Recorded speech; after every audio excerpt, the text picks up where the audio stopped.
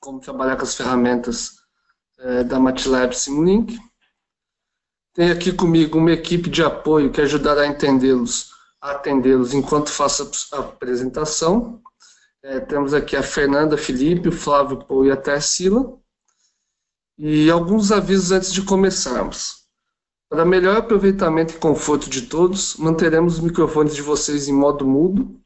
Durante a apresentação, se surgir alguma dúvida, vocês podem utilizar o quadro de questões. A equipe de apoio responderá também pelo quadro de questões e as perguntas que forem mais recorrentes eu responderei por vós. A apresentação terá duração de aproximadamente 50 minutos, com 5 a 10 minutos ao final para eventuais dúvidas e comentários. Esse webinar será gravado e vocês receberão o link para baixar a gravação ao final da sessão. Uma versão editada deste vídeo será disponibilizada em nosso canal no YouTube em até 3 dias úteis. Aproveito para convidar todos os participantes a subscreverem-se em nosso canal no YouTube, assim como curtirem nossa página no Facebook. A equipe de apoio está colocando no chat os links para essas páginas. Todos que estão aqui certamente estão buscando mais conhecimento, por isso aproveito para convidá-los para conhecer o OpenCAD University, nosso portal de cursos recém-inaugurado. Recomendo o curso de Model Based Design, que é gratuito e traz conceitos introdutórios sobre o projeto baseado em modelos. A equipe de apoio ao final já está disponibilizando o endereço no site no chat. Ao final do webinar, peço que responda à equipe de satisfação sobre esse webinar. Ela vai aparecer automaticamente assim que você sair. São poucas questões e vai levar menos de 1 minuto, mas é importante saber sua opinião para que possamos melhorar cada vez mais esses eventos. Então, vamos começar.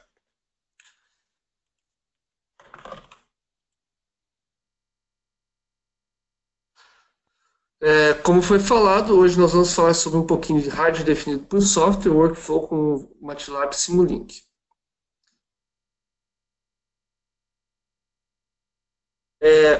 Esta é a agenda que iremos seguir neste webinar. Faremos uma introdução, falaremos um pouquinho o que é o hardware definido por software, algumas vantagens e desvantagens. Falaremos sobre a plataforma de hardware, falaremos também sobre a plataforma de software. Aí mostraremos o workflow de desenvolvimento e encerraremos com alguns exemplos e, ao final, algumas dúvidas. Em RF, é muito comum ter o gap entre o conceito do projeto e o desenvolvimento entre si. Tipicamente, o desenvolvimento é muito diferente do conceito inicial, devido a restrições tanto de hardware quanto de software e até muitas vezes do conhecimento do ambiente onde vai se operar o sistema. Além disso, para se desenvolver uma aplicação wireless, muito conhecimento e habilidades são necessários, tais como conhecimentos de RF, software, DSP, HDL, C++, C, sistemas embarcados e outros conhecimentos. Mas um dos grandes problemas é a dificuldade em como coordenar esses esforços e conhecimentos. Para isso surgiu principalmente o SDR. Existem várias definições na literatura, nós vamos usar uma delas, que é o rádio em si, ele encapsula todas as funções da camada física, definindo todas elas em software. Mas o que isso significa?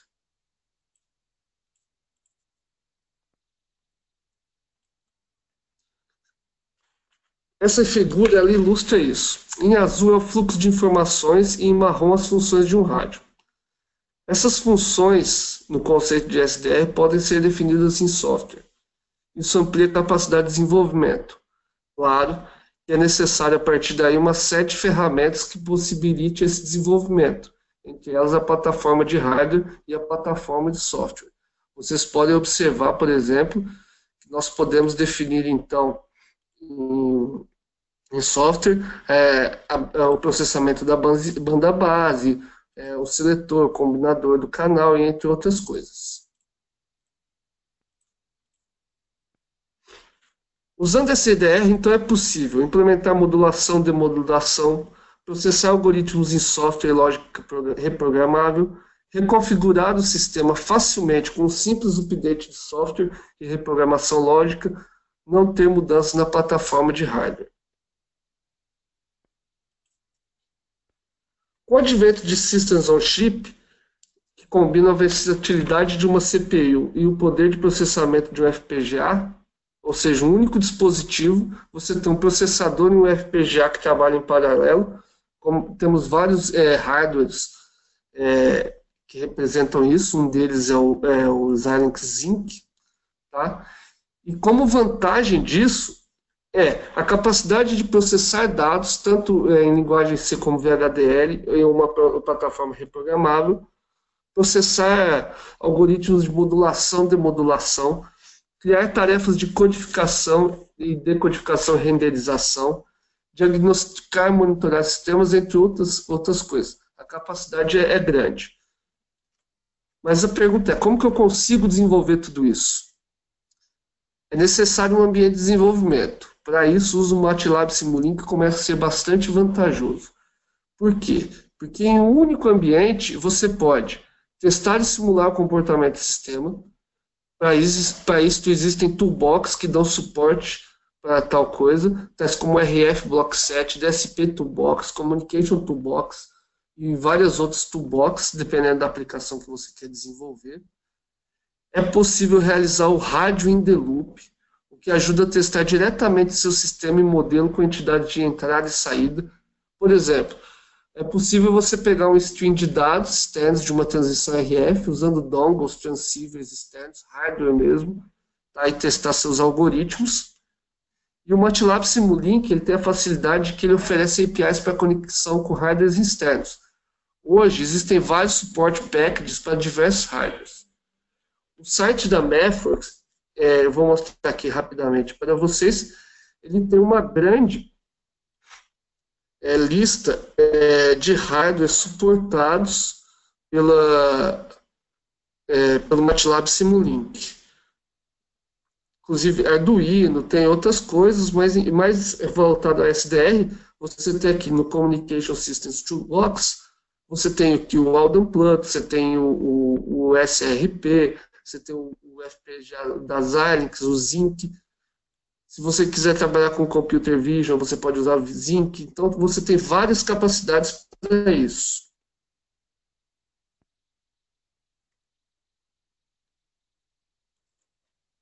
Tá? Então, assim, se vocês tiverem dúvidas, vocês podem consultar o próprio site da Mathworks, que se aquele hardware funciona ou serve para vocês, ou vocês podem tirar dúvidas com a gente também. E por fim, os mesmos testes utilizados na simulação, quando você está desenvolvendo seus algoritmos e seus modelos, eles podem ser utilizados durante todo o processo, inclusive no rádio in the loop. Com isso, entramos no workflow propriamente. Quando queremos desenvolver um sistema SDR, qual fluxo de trabalho devemos seguir? Bom, primeiramente, precisamos saber que os elementos básicos para se desenvolver qualquer sistema SDR são ter um transceptor RF, ou seja, um receptor e um transmissor, ter a capacidade de processar a banda base, ou seja, fazer o processamento desses dados que são provenientes do transceptor, ou enviar, né? E fazer a verificação e teste de tudo isso. Hoje, utilizando o MATLAB Simulink para se chegar ao sistema SDR, partindo do modelo ao protótipo, nós podemos fazer isso em pelo menos 4 passos. E é isso que nós vamos mostrar para vocês. O primeiro passo é a construção dos modelos e algoritmos. Nessa fase, que é essa parte aqui, com os requisitos e especificações, inicia no Simulink toda a parte de modelagem, simulação, inclusive aqui você pode testar e simular a transmissão e recepção de algum canal RF. A partir daí, com o nosso sistema RF, precisamos modelar e simular o ambiente que nosso SDR opera. É muito importante em RF a gente conseguir modelar isso corretamente para que a gente faça algoritmos corretos. O MATLAB Simulink hoje ele possui algumas toolbox que ajudam nesse modelamento.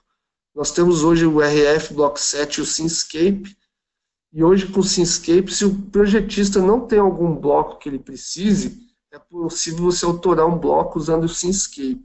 O Simscape ele é usado muito para modelagem multifísica. Então você consegue modelar ali, tem modelos de linha de transmissão e outras coisas.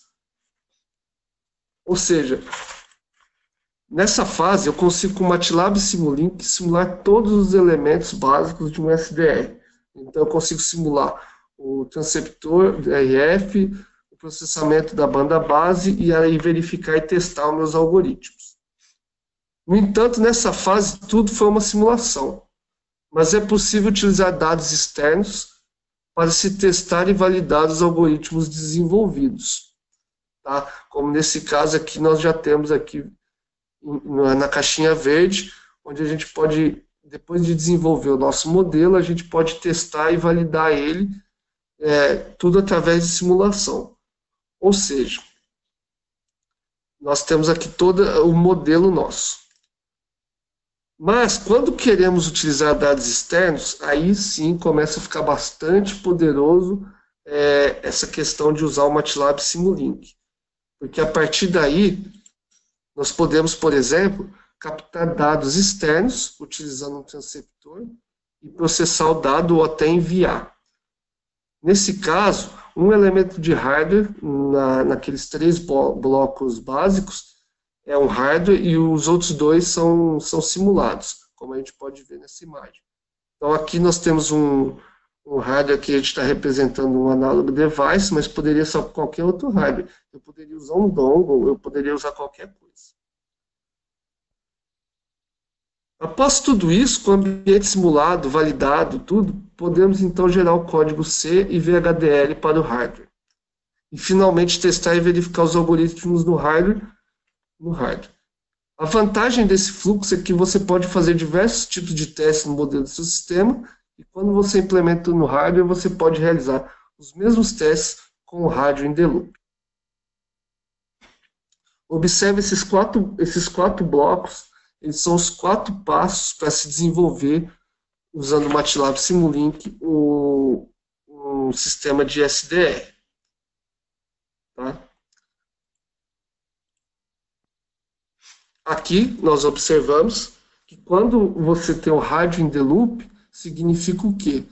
Todo o seu algoritmo foi implementado numa plataforma de hardware e você faz a verificação e teste usando o MATLAB Simulink.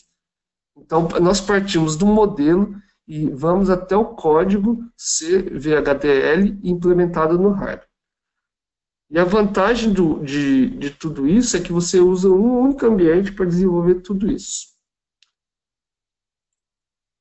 Mas para chegar a isso é necessário gerar o código HDL-C para o target. A vantagem é que na geração do código você tem, principalmente HDL, e no C também, você tem a checagem, capacidade de checar a compatibilidade, checar a rastreabilidade entre o modelo e o código gerado, e ter a capacidade de gerar relatórios sobre recursos de estimação, otimização, relatórios de rastreabilidade, entre outros. E, finalmente, quando seu sistema está pronto, implemente seu algoritmo no ambiente de produção. Observe-se, então, que a partir dos 4 passos, o próximo passo é implementar no ambiente de produção, gerar um protótipo ou até um produto final. Este slide ele ilustra como funciona o workflow na prática. O Simulink, representado por aqui, você desenvolve seus algoritmos e modelos. Após concluído, você gera o código em C ou HDL, ou HDL também pode ser os dois, e embarca no seu hardware. Testa, e após concluído todas as etapas, você envia ao ambiente de produção. Observe neste exemplo que ele mostra um System on Chip híbrido com processador ARM e um FPGA em paralelo. Durante a simulação, é necessário que você projete a simulação para o hardware que você vai usar e saber o que será gerado em código C e o que será gerado em código VHDL. E após feito todo o protótipo, você pode sintetizar e enviar para o ambiente de produção. Por exemplo, digamos que você quer projetar um receptor ADS-B. Este é um algoritmo que vamos desenvolver, ou seja, eu preciso receber um sinal, filtrar, fazer a busca dos dados, fazer a leitura da mensagem e decodificar os bits. Com isso, você pode usar o quê? Você pode usar o MATLAB. Ou seja, o seu primeiro passo pode ser usar o MATLAB, onde você desenvolve e testa todo o seu algoritmo, inclusive usando dados externos, que você pode ser um batch, ou pode usar um dongle, ou algum transceiver. E quando o algoritmo está pronto e validado, você passa para a fase de projeto no Simulink. Veja só, ao passar para a fase de projeto, eu tenho que escolher que parte que eu vou implementar em VHDL e que parte eu vou implementar em C++. Para este exemplo, eu escolhi implementar em VHDL a parte do receptor e o filtro, o data search, e a parte do read message e decode message eu consigo implementar no embedded decoder, e usando as ferramentas de geração de código automático eu consigo implementar no meu target diretamente. Então eu consigo, além de simular, implementar no meu target.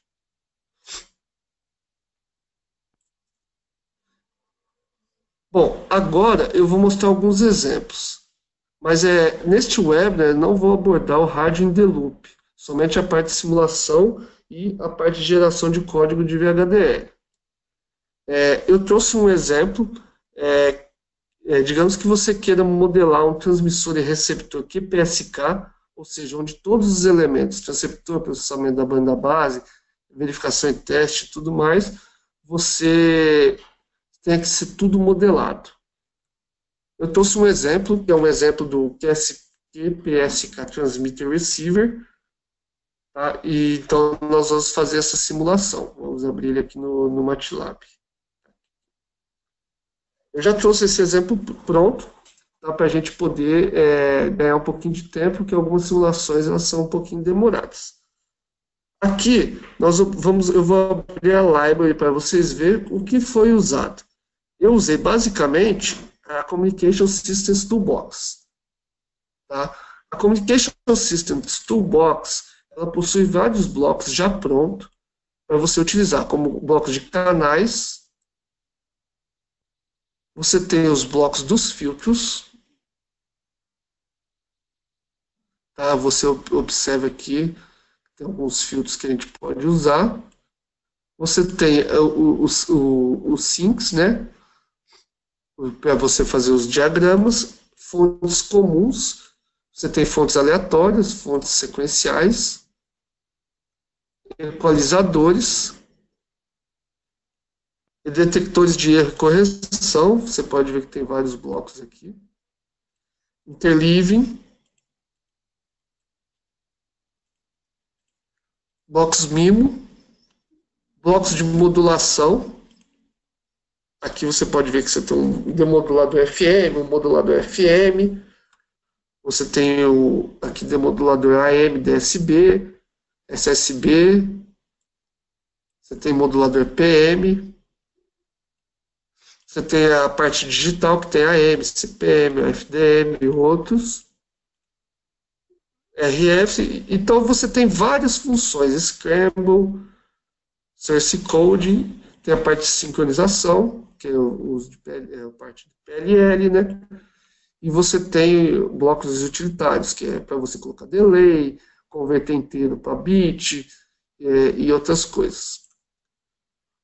Observe que nem todos esses blocos eles são realmente compatíveis com a geração do HDL. Por isso, hoje, nós temos aqui Communication Systems Toolbox e HDL Support. Aqui, realmente, são blocos que você pode usar e gerar, eles têm um suporte com HDL. Tá?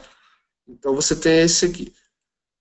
Aí vocês podem até perguntar, mas então eu preciso usar só Communication System Toolbox? Na verdade, não, você pode usar qualquer Toolbox. Tá? Eu tenho a Toolbox de RF, que você tem alguns circuitos aqui, por exemplo, um filtro passa-baixa de RF, então você tem outras capacidades. Para esse modelo, nós desenvolvemos um transmissor, QPSK, passa por um canal que insere um ruído gaussiano e gera um delay variável no tempo, um offset de frequência, um receptor. Bom, aqui se você der 2 cliques nesse modelo, nessa caixinha amarela, a gente abre os settings deste modelo. Aqui nós temos a configuração do canal, né, que a gente pode mexer no ruído que a gente vai inserir. Você tem a compensação da frequência, da frequência desejada, da fine frequency, com fator de amortecimento, e você tem o time recovery settings. Tá, mas vamos entrar na caixinha do transmissor. Para fazer a transmissão QPSK, eu fiz aqui uma geração de bits. Eu peguei alguns sinais aqui do Workspace e gerei um código unipolar Baker e fiz a configuração de uma matriz. A partir deste dado, eu joguei no modulador QPSK Baseband, de 2 cliques, onde eu posso configurar ele aqui. Observe que aqui nós podemos configurar ele, por exemplo, nós podemos ter uma entrada em bit ou inteiro, nós podemos mostrar como que a constelação vai ser ordenada, se é pelo código binário Gray, e aqui a gente pode ter um offset de fase.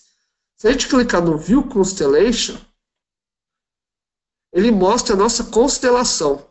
Então, observe que a nossa constelação QPSK, com o mapa Gray, ela fica nesta forma. Se eu fizer modificações, por exemplo, sobre 6, eu posso verificar minha constelação. Então, eu tive uma pequena mudança. Eu posso também, se eu quiser, eu quero ver como vai ficar em bit. Em inteiro, né? Então, aí você vê 0, 1, 2 e 3. Então, você consegue aqui projetar o seu QPSK. E se eu quiser usar uma constelação binária, uma ordenação binária, você vê como que funciona a constelação. Então, você tem essa capacidade hoje de, ao usar esse bloquinho, você consegue visualizar sua constelação de maneira rápida. Após isso, eu passo por um filtro, Square Root, tá, que tem essas configurações. Depois da transmissão, eu passo por um canal. Esse canal ele faz o quê? Ele joga um delay. Então, aqui eu tenho um offset de fase e frequência. Aqui nesse caso, ele está jogando uma frequência de offset de 5.000 Hz. E ele é o delay generator. Eu posso escolher entre gerar um delay rampa ou um delay triangular. Isso aqui é uma capacidade do modelo. Aí ele joga nessa variável fracional, aí ele joga um ruído gaussiano, né, aqui essa configuração, e aqui eu coloco um analisador de espectro, porque eu gostaria de ver o que está saindo desse canal, para depois a gente analisar. Eu entro no receptor. O receptor eu tenho o Automatic Gain Control, que é o ganho automático, né, que eu faço a configuração dele aqui. Tenho o Field Square Root, com as configurações. Tenho o compensador grosso de frequência. Você pode escolher o algoritmo, se você quer um FFT ou um correlacional. Você escolhe a modulação. Hoje nós estamos trabalhando com QPSK, mas eu poderia usar QAM ou usar alguma outra modulação. E a vantagem, se você clicar em Source Code, você consegue ver o código que está por trás desse bloco de compensação. Aí eu passo pelo sincronizador, passo pelo preamble, pelo frame sincronizador, faço o data decode e calculo o bit error rate, né?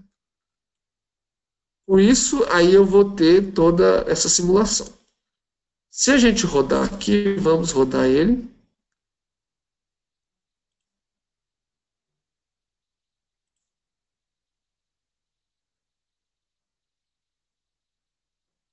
está rodando.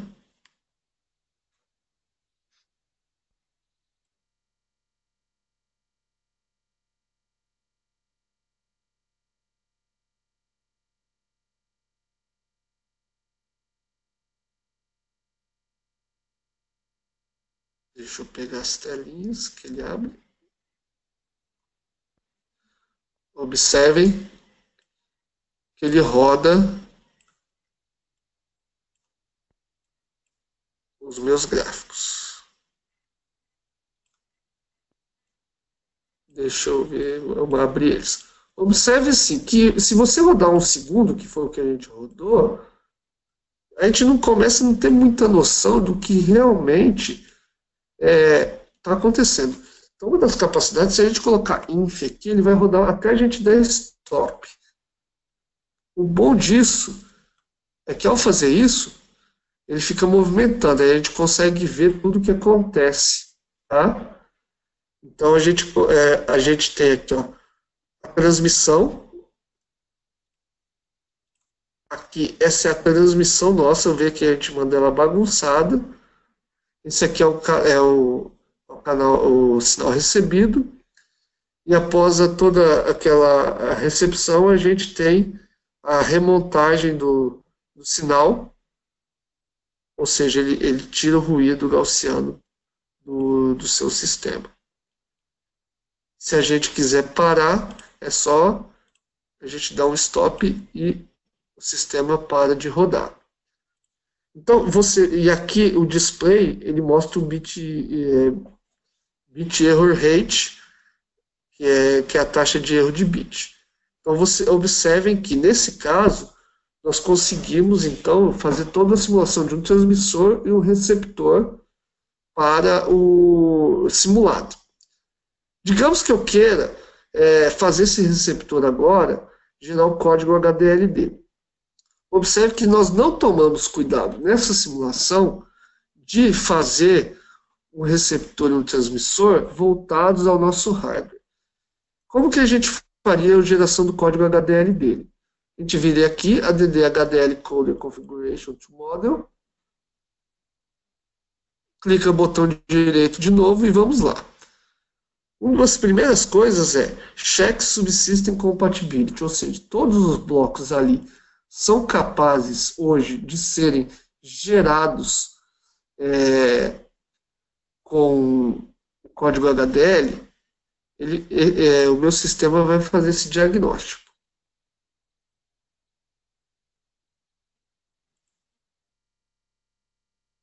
Demora um pouquinho, mas já ele aparece.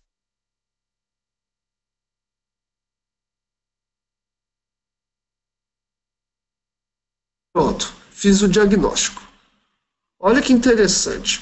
Apesar de ter a simulação e ela está interessante, muitas vezes ela pode estar até aderente ao real. Ao fazer o check, você observa que nós temos 24 erros, 7 warnings e 2 messages. Vamos pegar um erro aqui para a gente ver. Digamos só, Simulink Blocks and Resources. Erro. Esse bloco de Scramble não é suportado pelo HDL Coder. Para continuar, comente esse bloco ou tenha que substituí-lo. Então, ao não tomar cuidado em fazer a simulação voltada ao hardware, se a gente for tentar gerar o código HDL, observe que a gente vai começar a ter alguns problemas. Então, a gente precisa gerar a nossa simulação, quando a gente tem a intenção de gerar o código, voltada à geração do HDL até do C, usar blocos que sejam compatíveis com a geração do código, senão a gente pode ter esse problema e aí a gente acaba tendo um retrabalho de mudar todos os blocos. Para a sorte nossa, eu já fiz esse retrabalho. Digamos então que agora nós queremos fazer o seguinte. Nós queremos agora, nesse instante, utilizar dados reais e testar um receptor. Então, nesse caso, nós vamos ter o bloco de processamento no MATLAB e um transceptor. Como nós não temos o hardware aqui para mostrar para vocês, é um webinar, nós gravamos esses arquivos em um batch. Ou seja, nós gravamos um arquivo. Então, nós vamos mostrar um receptor QPSK, tá? Que que usa dados reais. Para esse exemplo, esses dados foram capturados usando os dois dispositivos, o SRP, um rodando transmissor e o outro rodando receptor. O dado foi capturado a uma taxa de amostragem de 200 kHz e o total de dados capturados corresponde ao período de 1 segundo de simulação. E a estrutura do receptor processa o dado a cada instante de amostragem. A saída é bufferizada e passada ao decodificador da mensagem. Tá? E quais as diferenças que a gente tem? Uma delas é que, como a gente precisa gerar o HDL, uma necessidade foi que todos os blocos fossem alterados e toda a simulação do receptor fosse alterada para trabalhar como ponto fixo. Então, e alguns blocos foram redesenhados para serem mais eficientes para o uso do hardware. Tá? Então, eu vou abrir esse exemplo para vocês no MATLAB, no Simulink. Observem aqui o exemplo. Então, como eu falei, o dado é capturado, então ele está gravado na workspace. A gente passa por um offset de frequência desse coisa, converte ele, tá?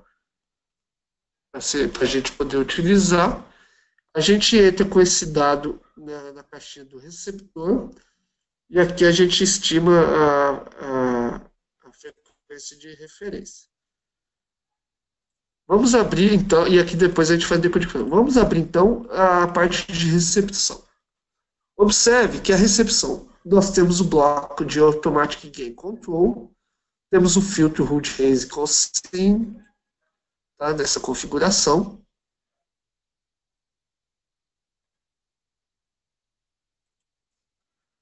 Nós temos o compensador de frequência. Observe, eu vou abrir para vocês compararem os dois blocos. Tá?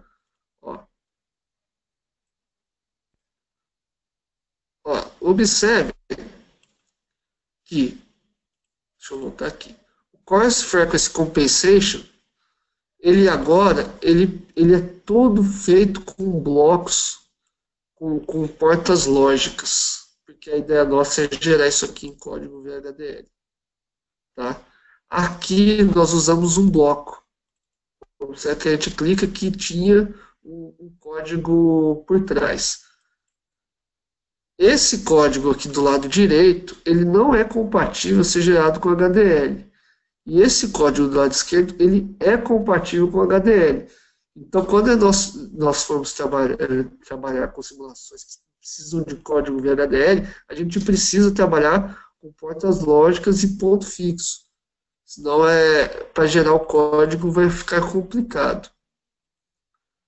Temos o Fine Frequency Compensation, a gente observa.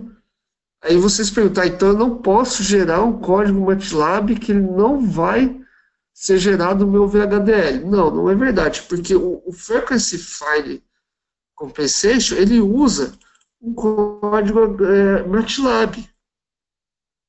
Mas mesmo quando você for gerar um código MATLAB, é preciso você ter um certo cuidado para que você não use funções que não sejam também compatíveis com a geração do código.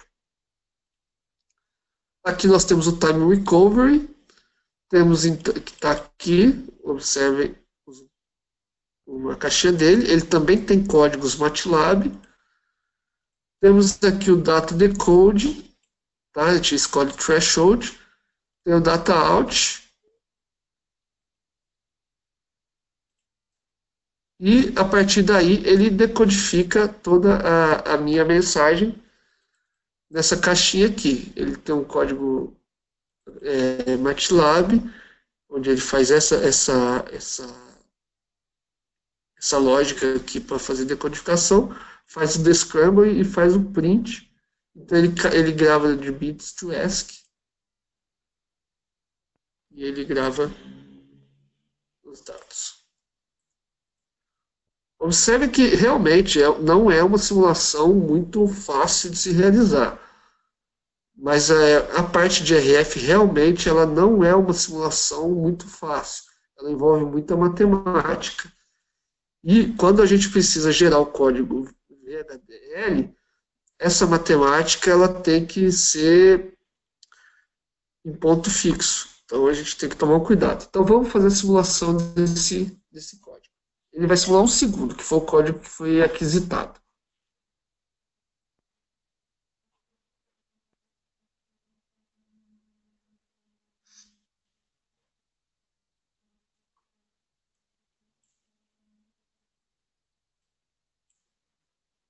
Observe então aqui o After Fine Frequency Compensation e o After Time Recovery, ou seja, a gente arrancou todo o ruído dele e conseguiu fazer demodular ele, QPSK, quadratura, corretamente. Tá? E isso é uma das grandes vantagens. Agora, digamos assim, se quisermos gerar o código VHDL desse, dessa caixinha verde, clica com o botão direito, vem aqui. Você pode primeiramente checar o Subsystem Compatibility.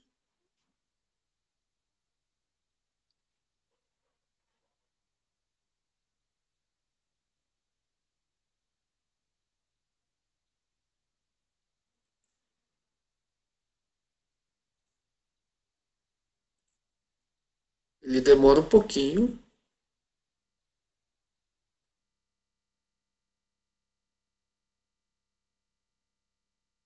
E gerou. Ou seja, nesse caso, no message warnings or errors were found. Ou seja, nosso código está compatível.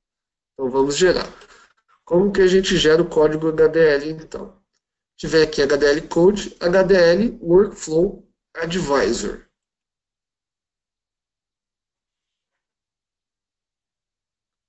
Ele vai inicializar. Essa parte de geração de código ela demora um pouco, tá?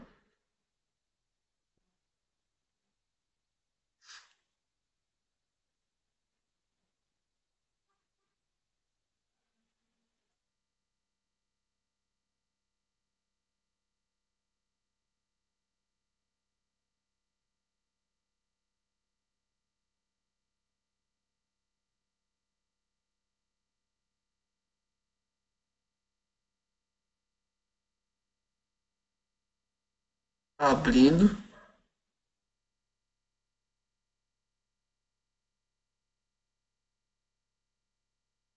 Como demora um pouco para gerar o VHDL e não daria tempo nesse webinar, eu vou restaurar uma sessão anterior que eu tinha feito, tá?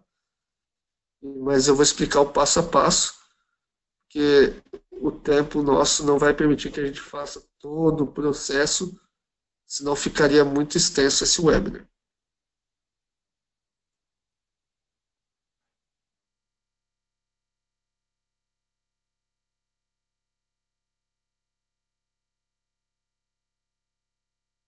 Vai dar um pouquinho.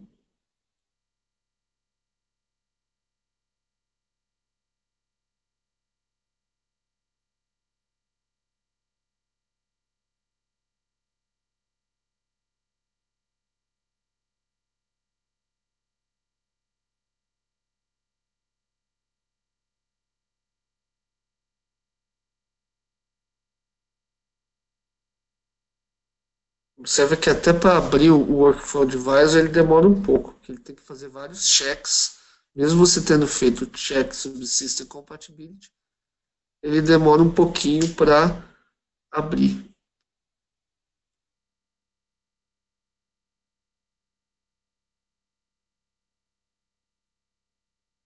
E muitas vezes também depende do computador, da memória, do HD. Então tem várias coisas que são influenciadas nessa velocidade.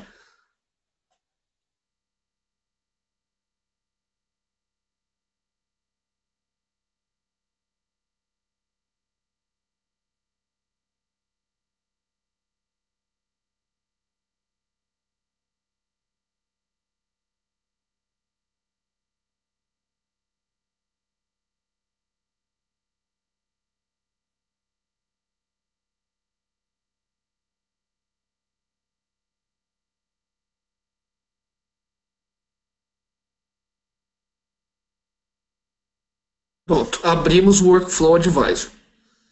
Veja só, o Workflow Advisor ele tem pelo menos esses três passos, tá? Eles estão em verdinho porque eu já fiz, eles já passaram. Se ficar essa bolinha vermelha com X, ele dá fail, ele dá um warning ou outras coisas. E a vantagem é que assim, você pode gerar vários relatórios em cada instante. Bom, o primeiro passo é fazer o quê? Setar o target. Aqui que é um segredo. Você pode escolher o Target Workflow. Esse Target Workflow, ele muda esse workflow aqui. Ele pode adicionar passos a vocês de acordo com o workflow que você escolher. Por exemplo, se eu quiser um IP Core Generation, eu tenho que escolher então o Target Platform, alguma coisa. Mas como nós estamos sendo uma plataforma, uma síntese tool, eu vou escolher o Generic Case, que é FPGA. Mas eu poderia fazer o FPGA em The Loop, que é o Hard The Loop, Turnkey e outras coisas. Escolhendo o Generic Case, que é FPGA, o próximo passo é escolher a frequência target. Eu escolhi aqui a frequência de 97 MHz. Tá? Feito isso, se você quiser rodar, aqui é só clicar no botão, clicar Run to Select Task.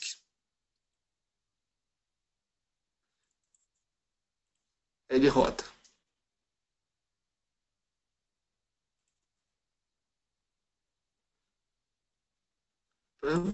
Apertei o botão errado. Então ele passou. A segunda parte é Prepare Model for HDL Code Generation. Então ele faz toda a checagem, aquela checagem de compatibilidade, ele vai refazer. Então aí se a gente for Run to Select Task, ele refaz toda a checagem de compatibilidade.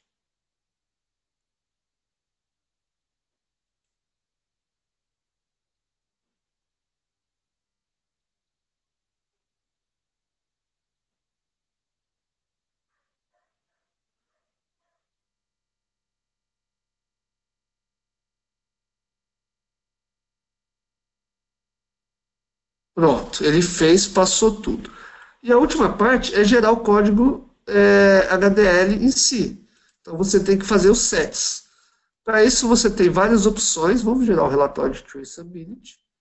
Você pode escolher a linguagem Verilog ou VHDL. Você tem opções avançadas, onde você configura portas, você configura clock, o estilo do código, o standard, se é industrial ou não, diagnósticos. Então você faz todo o float point, target, então você consegue fazer tudo isso. Você faz o set de otimização, o pipeline, o resource sharing. Aqui no Advanced eu não mostrei para vocês, mas por exemplo, eu posso usar um float point library externo, nativo ou da Altera ou das Hynix, alguma coisa de acordo com o meu target, né? No Optimization, você pode escolher aqui as funções e você pode fazer um test bench. Você pode gerar um test bench, fazer co-simulação. Aí para fazer co-simulação você precisa ou do mentor gráfico da Cadence ou algum custom. Aí você pode fazer HDL Code Coverage, mas eu não vou fazer essa parte não.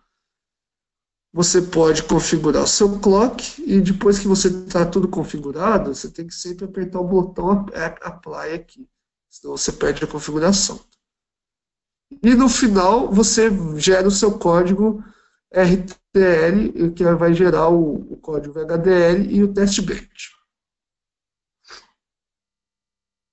Ele demora um pouquinho, mas como eu já rodei uma vez, ele não vai demorar tanto.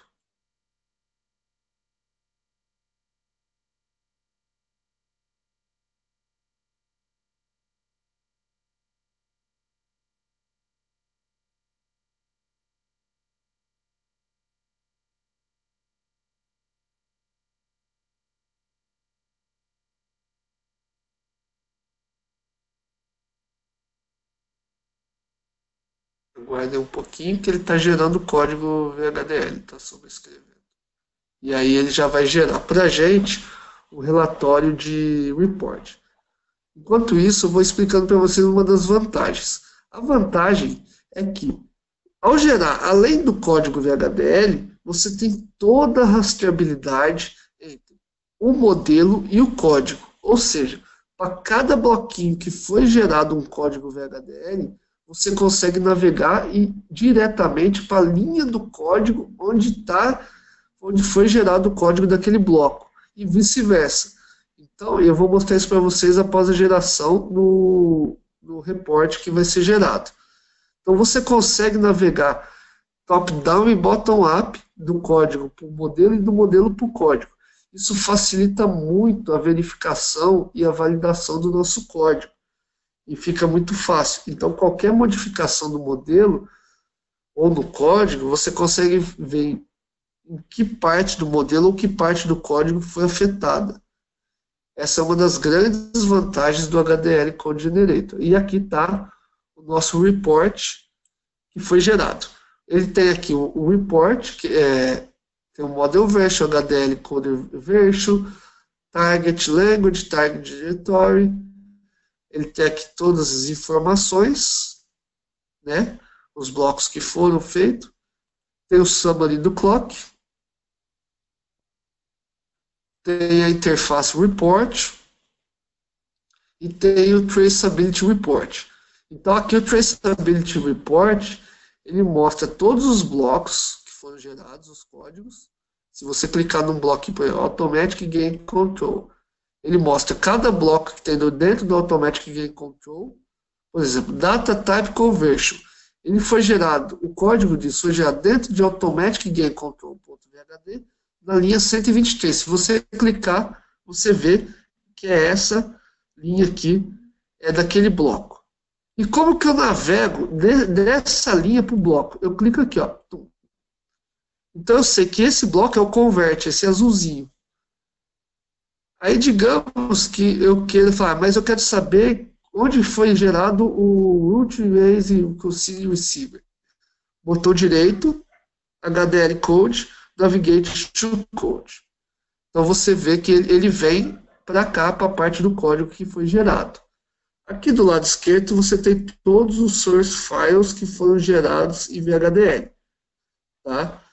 Se você quiser, você pode colocar direto no target, depende do workflow que você gerou. Mas como nós não estamos com hardware, achei melhor só mostrar hoje desse webinar como gerar o código VHDL. Tá? E ele já gera todos os reports e também tem a capacidade de fazer com simulação e test bench. Tá? Bom, pessoal, esse era o webinar que eu tinha para apresentar para vocês. Eu vou verificar aqui agora se existem algumas dúvidas.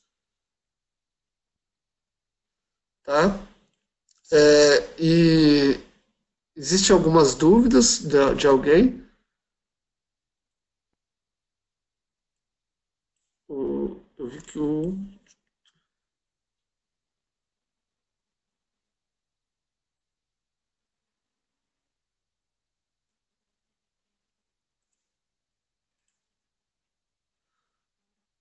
Bom, pessoal, eu acho que não havendo dúvidas aqui, o pessoal está ajudando o Glauber.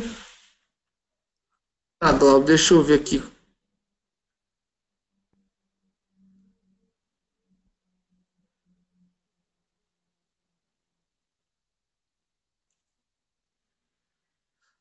Tá, em que aba você acessa os toolbox no programa?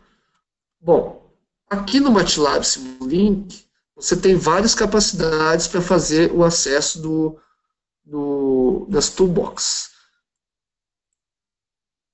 Tá? Ao abrir o MATLAB Simulink, você vai ver alguma coisa, deixa eu fechar aqui, parecida com isso aqui, quer ver?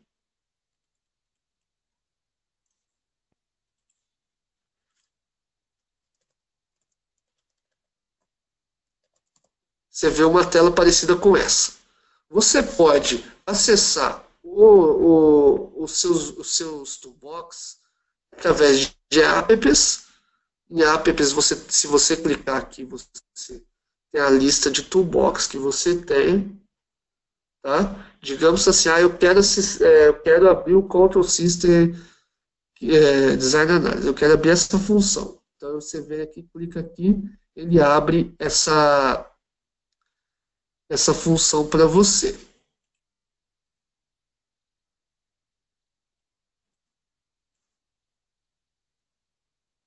Ele está abrindo aqui. Uma outra opção, aqui, aí ele abre o Control System Designer, que você pode usar. Então são os aplicativos. Uma outra opção, se você tiver o Simulink, você tem que abrir. Tá vendo esse botãozinho Library Browser? Você clica nele e aqui estão todos os seus toolbox, todos os seus bloquinhos que você pode usar no Simulink.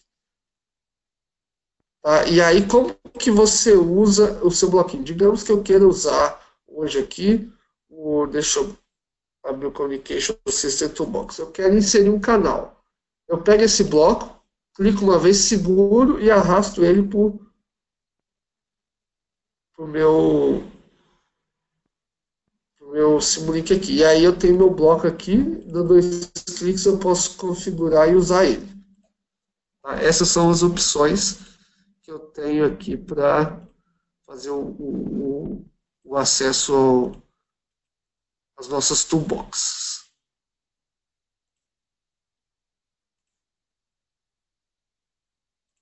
Bom, pessoal, acho que não tem mais dúvidas. Eu gostaria de agradecer a todos pela participação no webinar, né? Em nome de toda a equipe da OpenCAD, eu gostaria de agradecer e fiquem atentos a novos webinars. Estamos sempre divulgando através de e-mails e também pelas nossas páginas do Facebook e LinkedIn. Esperamos que tenham gostado desse webinar e esperamos vê-los novamente em outros eventos.